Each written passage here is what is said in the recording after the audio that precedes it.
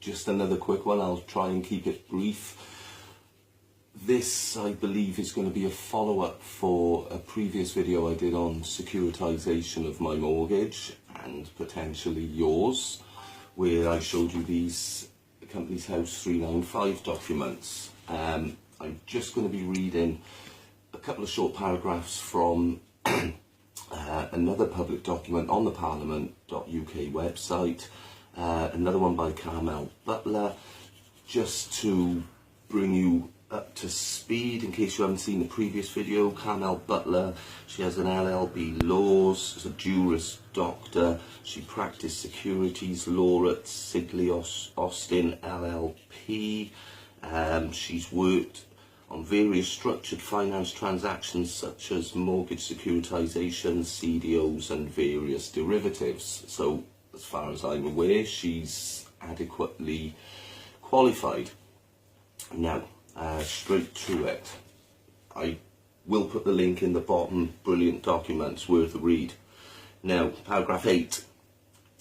Following the bank's true sale of the mortgages, the bank's contractual relationship with the borrower is extinguished. Right? So that's saying I have no contract with the lender anymore, in this case Kensington.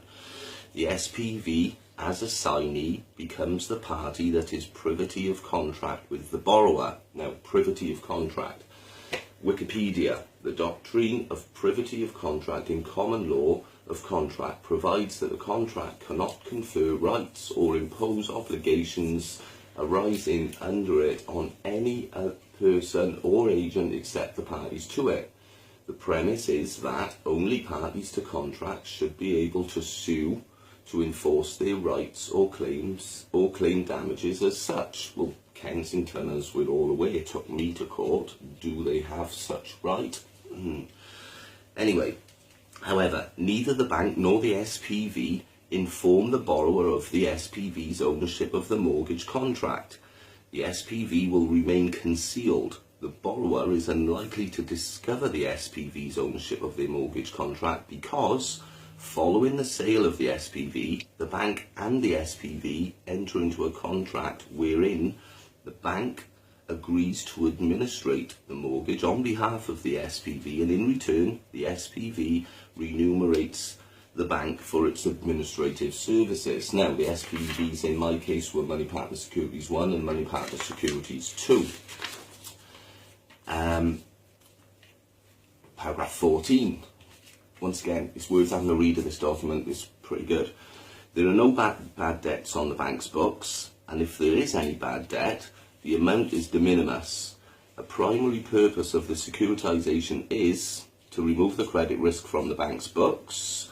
The bank, under a true sale, will sell all its rights title in the mortgage to the SPV, and the SPV will in return pay the bank cash for the mortgage assets, the sale.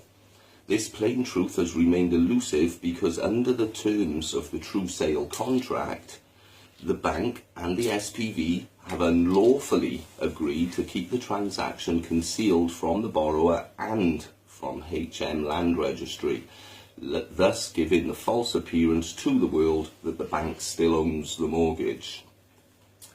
Paragraph 17, this is where it gets quite interesting. This is where the legal ruse comes into play. It is this registration gap that the SPV unlawfully exploits in order to conceal its ownership and control of the mortgages.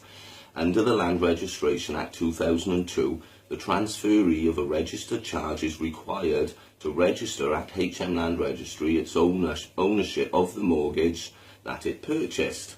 Therefore, it is a legal requirement that the SPV register its proprietorship of the mortgage at HM Land Registry. Whilst the law implicitly permits the registration gap as a matter of pragmatism, the law also implicitly mandates that the registration requirements are to be observed expeditiously. Nonetheless, in contumacious disregard for its legal duty to comply with the registration requirements of the Land Registry Act 2002, the contract of of sale expressly provides that the SPV will not register the transfer at HM Land Registry. Indeed, the contract provides that notice of the transfer is to be concealed from the borrower and HM Land Registry, and a fortiori concealed from the world. Excuse my pronunciation of some of those words. Right, paragraph 18. The suppression and concealment of this information from HM Land Registry is a criminal offence. I'll get to that in a minute. And in furtherance of this offence, the SPV's legal title to the mortgage is also concealed from the county courts and the government. The banks remain registered as the proprietor of the mortgages, and accordingly all interested parties are deceived by this concealment, with one exception. The SPV does inform its investors that the bank has sold its legal title to the SPV, to whom the right to register the legal title to the mortgage is important. Consequently, the bank appears to be the legal owner, but is not. Right, just to run through there where they're saying it's a criminal offence. She gives you all the footnotes in the back, Carmel Butler, and I got her name right this time. Now, section 27(3). In the case of a registered charge, the following are the dispositions which are required to be completed by registration. A transfer. This is the Land Registration Act 2002. So it's saying that a transfer must be completed by registration. How long do they have to do it? Section 6(4) of the same Act. The period for registration is 2 months beginning with the date on which the relevant event occurs. And as for the criminal offence, Section 123 of the Land Registration Act 2002 clearly states suppression of information. 1. A person commits an offence if, in the course of proceedings relating to registration under this Act, he suppresses information with the intention of A. concealing a person's right or claim, or B. substantiating a false claim. A person guilty of an offence under this section is liable, on conviction or on indictment, to imprisonment for a term not exceeding 2 years or to a fine. So, by concealing this information, and I believe that they concealed it from me, they're committing a criminal offence in which they could do 2 years. I have, right, the legal, oops, not that one. The SPV's exercise of the legal owner's contractual and statutory legal powers leaves no doubt that the SPV is the legal owner of the mortgages. Nonetheless, the banks and the SPV unlawfully exploit the registration gap in a smoke and mirrors tactic to cause confusion and conceal the SPV's legal title. The SPV is the legal owner, the banks are the administrators. One more paragraph and then I'm going to go and leave you, get on with your Sunday, enjoy it, it's a lovely day out there. Paragraph 57. The material provision in the mortgage contract is that the lender will loan the advance for a term of 25 years. The SPV imposed itself into the mortgage contract as a signee and as such assented to perform this fundamental term of the contract. However, the SPV has no intention of performing that 25-year term. The SPV uses its wide discretionary interest rate setting powers to demand interest, often in excess of that which the consumer is legally obligated to pay, and often sets its rates at levels that are specifically designed to force consumers to seek remortgage to a more reasonable rate.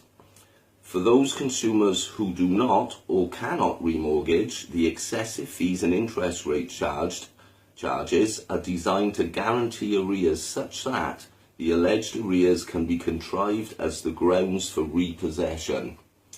Either way, the strategy ensures that the mortgages in the securitized pool will be redeemed within a 2 to 5 year period. Hence, the practice is designed to defeat the SPV's obligation to lend for the 25-year term. Moreover, it does so in a manner that gives the impression that it is the borrower in default of contract. So it's worth reading the whole lot. I don't want to bore you. It's a reasonably long document. I will put the link in the bottom, as I said. Once again, I'm just reading from public documents. I'm not making any claims. I haven't got a remedy for you. I'm still homeless. Thank you everybody for all the support, all the assistance, and people in the local area have been so kind and got great new toys. I'm so grateful. We're all so grateful.